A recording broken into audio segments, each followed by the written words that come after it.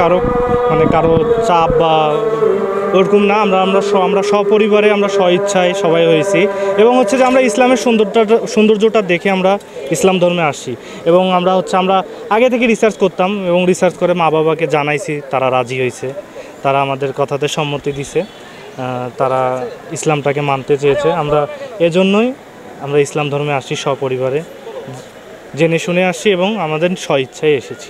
আমরা প্রথমে যে আমাদের উকিল ধরা ছিল, উনি সব প্রসেসটা করে দিল, আমাদের স্টাম্পে সিগনেচার, ছবি টবি এগুলো সব কিছু দিছি, তারপর উনি যা করার সব কিছু উনি করে দিয়েছে। আমরা কথা বলা, হ্যাঁ, মাদ্রাসায় আমরা মৌলানা সাহেবের কাছ থেকে আমরা কালেমা সবাই পড়েছি এবং ইসলামের বেসিক যে জিনিসগুলো আমাদেরকে তারা বুঝাই দিছে যে আমাদেরকে এই জিনিসগুলো ফলো করতে হবে, এই জিনিসটা মেনে চলতে হবে। আমাদের যে শেখার তো অনেক কিছু আছে, যেহেতু ইসলামটা অনেক অনেক পুরনো ধর্ম, অনেক কিছু জানার আছে এই জায়গায়।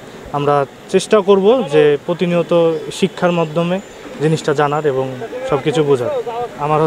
আমার পূর্ব নাম ছিল সাজন কুমার দাস, আমার বর্তমান নাম সাইফুল্লাহ সাইফ, এবং আমার বাবার নাম ছিল গণেশ দাস, আমার বাবার বর্তমান নাম মোহাম্মদ আবদুল্লাহ। আমার বড় ভাইয়ের নাম ছিল আগের নাম ছিল রঞ্জন কুমার দাস, বর্তমান নাম ফুজাইল মুয়াস, এবং আমার ছোট ভাইয়ের নাম ছিল রিশান কুমার দাস, বর্তমান নাম আয়ান আহমেদ। আগের মায়ের নাম ছিল বুলবুলি দাস, বর্তমান নাম আমিনা বেগম মোহাম্মদ সামদ।